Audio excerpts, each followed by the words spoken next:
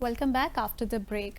سو باسط صاحب, یہ joint statement ہم نے پڑھی کواد سمٹ کی, چائنا کو کافی ٹف ٹائم دینے کے لیے یکجا ہو چکے ہیں. نہیں, انڈیا کی بہت بڑی کامیابی نظر آتی ہے مجھے تو اس میں. ایک تو دیکھیے نا, انڈیا کافی, ایک تو کواد میں سمجھتا ہوں کہ اب آگے بڑھ رہا ہے اور باقاعدہ آپ کو شیپ لے رہا ہے یہ جو فورم ہے, کہ اس میں بہت سی چیزیں ہیں جو انسٹیٹیوشنلائز ہو رہی ہیں آہستہ آہستہ. تو یہ چائنا کے لیے گھنٹی کی مطلب خطرے کی گھنٹی تو ہے. بیفور ڈسکسنگ اٹ فردر, ہمارے ویورز کو آپ یہ بتائیں کہ کواد جو ہے یہ ہے کیا؟ کواد دیکھیے ایک, آپ اسے کہتے ہیں, کہہ لیجئے کہ ایک سیکیورٹی آرگنائزیشن بن رہی ہے, جو کہ بھارت, جس نے آپ نے اپنے ابتدائیے میں بھی کہا تھا, بھارت, جاپان, آسٹریلیا اور یو ایس سے مشتمل ہے. تو یہ ایکچولی بنیادی طور پہ اس کا جو فوکس ہے وہ ایشیا پیسیفک ہے, اور یہ چائنا کو کاؤنٹر کرنا چاہتے ہیں, اس کے انفلوئنس کو. اب جو اس جوائنٹ اسٹیٹمنٹ بھی بڑی طویل جوائنٹ اسٹیٹمنٹ ہے, جو اس 29 جولائی کو فارن منسٹرز کی میٹنگ کے بعد ایشو ہوئی. اب جو سمٹ ہے وہ کواد کی, وہ اس سال جنوری میں ہونی تھی بھارت میں, جو کہ نہیں ہو سکی. صدر بائیڈن نہیں آ سکتے تھے, اپنی کوئی وجوہات تھیں. تو اب یہ دیکھنا یہ ہے کہ سمٹ کہاں پہ ہوتی ہے, کیونکہ کچھ لوگوں کا خیال یہ ہے کہ بھارت ہی ہوسٹ کرے گا, لیکن وہ سپٹمبر میں on the margins of the UNGA general assembly کو جو سیشن ہوتا ہے سپٹمبر میں, اس کے مارجنز میں ہو جائے گی یہ. لیکن اس سے پرابلم یہ ہے کہ جو جاپان کے پرائم منسٹر ہیں, ان کا شاید UNGA میں وہ نہیں جا رہے, یا جائیں گے, ابھی تک کوئی صحیح ڈیسائیڈ نہیں ہوا, کیونکہ وہاں پہ جو لبرل ڈیموکریٹک پارٹی ہے جاپان کی, اس کے پریزیڈنشیل الیکشن ہو رہے ہیں انہی دنوں میں, تو وہ وہاں مصروف ہوں گے. اب دیکھنا یہ ہے کہ آیا اگر یہ سپٹمبر میں نہ ہو سکی تو پھر یہ میرا نہیں خیال کہ سال کے, کیونکہ پھر نومبر میں تو امریکہ کے انتخابات آ جائیں گے, اور اس کے بعد پھر نئے پریزیڈنٹ جو بھی ہوں گے وہ ہوں گے 20 جنوری اگلے سال. تو پھر اگلے سال ایکچولی اس کی جو پریزیڈنسی ہے کواد کی, وہ چلی جائے گی امریکہ کے پاس, اور اگلے سال پھر کواد کے فارن منسٹرز کی میٹنگ بھی ہے. تو اب دیکھنا یہ ہے کہ کب ہوتی ہے. اکثر لوگوں کا خیال یہی ہے, جو میں بھارت میں دیکھ رہا تھا ان کا خیال یہی ہے کہ یہ نیو یارک میں ہوگی سپٹمبر میں سمٹ. تو دیکھتے ہیں, لیکن ہم آج اس پہ جوائنٹ اسٹیٹ میں بات کر لیتے ہیں. اس میں دیکھیے چائنا کا کہیں نام تو نہیں لیا گیا, لیکن اگر آپ شروع سے آخر تک یہ پڑھ لیجئے تو لگتا یہی ہے کہ سب کچھ چائنا کے خلاف ہی ہو رہا ہے, اور اس میں ساؤتھ چائنا سی کی بات کی گئی ہے, اور خاص طور پہ یہ بھی کہا گیا ہے کہ فلپینز کا نام لیے بغیر کہ جو ایک ٹرائبونل ہوا تھا جولائی 12, 2016 میں, جو فلپینز کے حق میں تھا, اس کو امپلیمنٹ کیا جائے. چائنا نے اس کو ماننے سے انکار کر دیا ہے. United Nations convention on law of the sea, یہ ایک امپورٹنٹ کنونشن ہے, اس کو امریکہ بہرحال مانتا نہیں ہے, لیکن اس اسٹیٹمنٹ میں وہ بار بار اس کا ذکر کر رہے ہیں, بار بار کہ اس کا جو ہے ماننا چاہیے, جو اس کی پروویژنز ہیں اس پہ کمپلائی کرنا چاہیے, and so on and so forth. اب بہرحال چائنا ایک بہت بڑا ملک ہے, ان اسٹیٹمنٹس تو فرق نہیں پڑتا, لیکن یہ ایک ڈپلیسٹس, جو ہمارا ڈپلیسٹی ہے نا انٹرنیشنل ریلیشنز میں, جو پالیٹکس ہے, یہ اس کا شاہکار بھی ہے یہ جوائنٹ اسٹیٹمنٹ. یہاں پہ تمام لوگ باتیں کر رہے ہیں UN چارٹر کی, انٹرنیشنل لا کی, ہیومن رائٹس کی, لیکن آپ ان تمام عمل کون کرتا ہے؟ I mean, خاص طور پہ بھارت اور امریکہ اور آسٹریلیا بھی کسی حد تک, جاپان تھوڑا سا کیئرفل ہے ان معاملات میں, لیکن امریکہ اور بھارت تو بالکل میں کہتا ہوں کہ ایسی اسٹیٹس ہیں جن کو یہ باتیں زیب ہی نہیں دیتی اس قسم کی. لیکن بہرحال یہ اب اسٹیٹمنٹ تو ہے. اچھا, اس میں جو بھارت کی جانب اگر میں آؤں تو بھارت کو دیکھیے, ایک تو ان کو یہ بڑی کامیابی ہوئی کہ یہاں پہ ارلی آپریشنلائزیشن, جو information fusion centre India ocean region in Gurgaon ہے, گرگرم, جو یہ دہلی کے ساتھ ہی گریٹر نیو دہلی کا حصہ ہے, تو اس میں یہ اس کو میری time domain awareness Indian ocean region میں, وہاں پہ یہ سینٹر قائم کرنا چاہ رہے ہیں. تو یہ ایک بڑی انٹرسٹنگ ہے. لیکن اصل جو چیز میں بتانا چاہتا ہوں اپنے ناظرین کو, وہ ہے کہ بھارت نے دیکھیے بڑی چالاکی کے ساتھ اس اسٹیٹمنٹ میں, پہلی دفعہ نہیں ہے, اس سے پہلے بھی بھارت نے ممبئی اور پٹھان کوٹ کے جو معاملات ہیں نا وہ اس اسٹیٹمنٹ میں لے آئے ہیں. یہ نہیں کہ پاکستان کو کوئی اس پہ جو ہے ہمیں اپولوجیٹک ہونا چاہیے، لیکن ہم ہو جاتے ہیں، ہمارا ایک رویے رہے ہیں بدقسمتی کے ساتھ. اس میں یہی ذکر کیا گیا ہے کہ جو بڑی ٹریڈیشنل سی لینگویج استعمال ہوتی ہے کہ جتنے بھی ٹیررسٹ ہیں انکلوڈنگ 26/11 ممبئی میں Pathankot attacks and call for bringing the perpetrators of these attacks justice without delay. مطلب پاکستان کو وہ انڈائریکٹلی کہہ رہے ہیں کہ جی آپ ٹرائی تو کیجئے نا ان لوگوں کو. اور بابا پٹھان کوٹ میں تو آپ لوگ ہم سے کوآپریٹ نہیں کر رہے، ممبئی پہ آپ لوگ ہم سے کوآپریٹ نہیں کر رہے، جو کرائم سینز ہیں وہ انڈیا میں ہیں اور ممبئی جو ایکیوز ہیں وہ پاکستان میں ہو رہا ہے. تو یہاں پہ اگر ہم نے قانونی کارروائی مکمل کرنی ہے تو ہمیں آپ ایک کوآپریشن کی ضرورت ہے نا. آپ جو 26 وٹنسز پاکستان نے آپ سے مانگے ہوئے ہیں کہ آپ ان کو پیش کیجیے ہماری کورٹ کے سامنے، وہ آپ ان کو بھجواتے نہیں ہیں.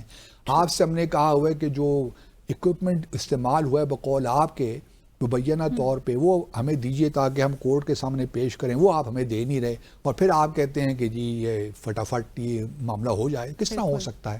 پٹھان کوٹ پہ ہماری ٹیم گئی وہاں پہ، اسپیشل انویسٹیگیشن ٹیم، یہ میں بات کر رہا ہوں مارچ 2016 کی. آپ نے اس کو پٹھان کوٹ ایئر فورس بیس جو ہے اس پہ آپ نے پوری ایکسیس نہیں دی. اس کو یہاں تک کہ سلوندر سنگھ جو ہے SSP جو یہ جس نے کلیم کیا تھا کہ جی میری گاڑی مجھ سے ہائی جیک کی گئی تھی اور میری گاڑی میں تمام سو کال ٹیررسٹ جو ہے وہ گئے تھے پٹھان کوٹ ایئر بیس، اس سے آپ نے انٹرویو نہیں کرنے دیا ہماری ٹیم کو، اس سے کراس ایگزامینیشن نہیں کرنے دیا. پھر آپ کہتے ہیں کہ جی پٹھان کوٹ پہ فردر، پھر ہم نے جوائنٹ انویسٹیگیشن کی بات بھی کی، وہ بھی آپ نہیں مانتے. تو کس طرح ہم یہ بہرحال اس اسٹیٹمنٹ میں آنا بھارت کی کامیابی تو ہے. ایک اور بڑی انٹرسٹنگ بات ہے کہ اس اسٹیٹمنٹ میں یہ تو ذکر کر دیا کہ جی UN سیکیورٹی کونسل ریزولوشنز بلا بلا بلا ٹیررزم پہ، اور جو UN لسٹڈ آرگنائزیشنز یہاں پہ مینشن کی گئی ہیں اس میں القاعدہ ہے، داعش، ISIS، لشکر طیبہ اور جیش محمد. اس میں TTP کا کہیں ذکر نہیں ہے جو ہمارے لیے خطرہ ہیں. باقی وہ اب چونکہ TTP یا BLA BRA میں توقع نہیں رکھتا کہ وہ یہاں پہ ہوتی، بٹ ان اینی کیس ان چیزوں سے ہی تاثر ملتا ہے، اور یہ تاثر جائز بھی ہے کیونکہ اس کے بارے میں تو شواہد بھی ہیں کہ TTP، Balochistan liberation army, Balochistan republican army, ان تمام آرگنائزیشنز کو بھارت کی سپورٹ ہے، اور وہ US کی اشیر بات سے بھی ہے. کیونکہ دونوں ممالک نہیں چاہتے کہ بلوچستان میں اسٹیبلٹی آئے، خیبر پختونخوا میں اسٹیبلٹی ہو، اوور آل پاکستان میں اسٹیبلٹی ہو. دیکھیں دو مقاصد ہیں اس وقت. ایک تو یہ ہے، اور یہ آپ کو 5th جنریشن وارفیئر میں بھی دو چیزیں نظر آئیں گی. ایک تو یہ کہ پاکستان کے جو ریشنیل ہے ہمارے بننے کا اس کو چیلنج کیا جائے کہ ٹو نیشن تھیوری جو ہے یہ بالکل ایک فضول چیز ہے، اس کا کوئی مقصد نہیں ہے.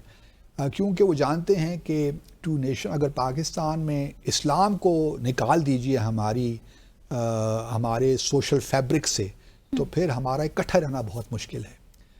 کیونکہ اسلام ایک ایسی فورس ہے جو ہمیں یونائٹ کرتا ہے ایز اے کنٹری، اور اسی کے بیسس پہ ہم لوگ الگ ہوئے ہیں، ورنہ ہمیں کیا ضرورت تھی کہ ہم الگ ہوتے. چلیے اسلام کو تھوڑی دیر سے خارج بھی کر دے تو جو لوگ اس وقت اس ملک میں ہیں یا مشرقی پاکستان میں تھے، یا مشرقی پاکستان جو اس وقت تھا، سب ہم مسلمان ہی تھے نا. مسلمان ہونے کی بیسس پہ ہم نے الگ اپنے لیے زمین لی.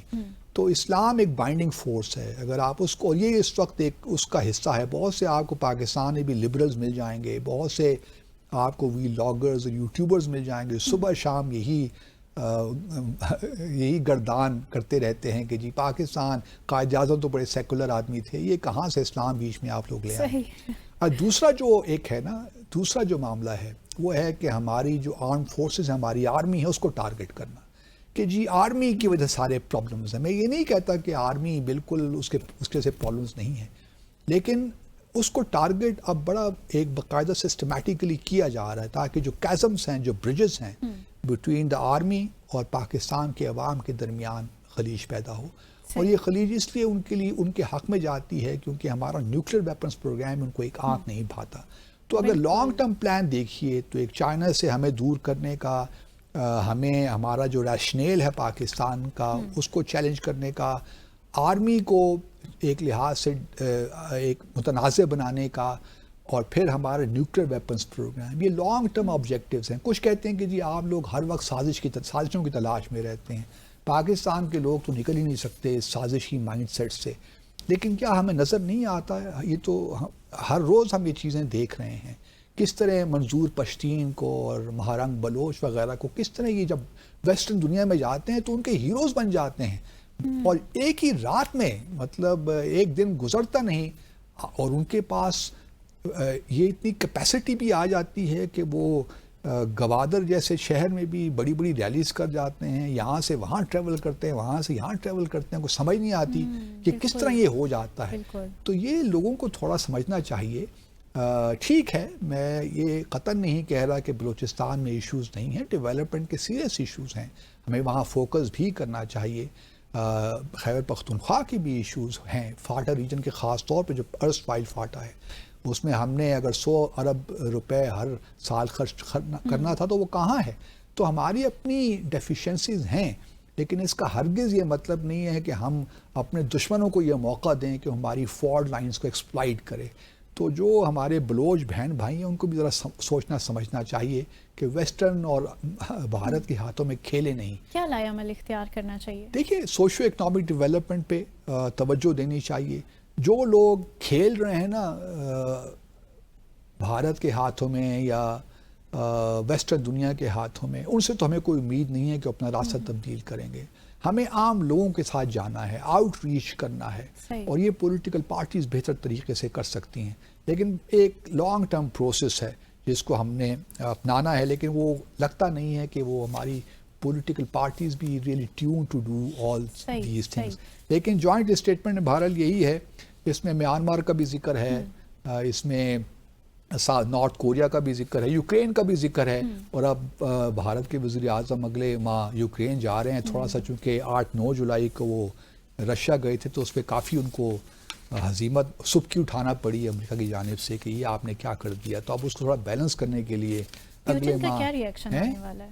پیوٹن کا کیا ریئیکشن آنے والا ہے؟ پیوٹن ایبزارب کر لیں، ان کے پاس کوئی آپشن نہیں ہے، وہ خاموش رہیں گے. اب دیکھیں گے کہ جوائنٹ کس طرح کاؤنٹر کرنے جا رہا ہے اس جوائنٹ اسٹیٹمنٹ کو. وہ پہلے بھی آتی رہی ہیں. China is confident about it self. وہ ان کو پتہ ہے وہ کیا کر رہے ہیں. And that's important. Let's take a break hair.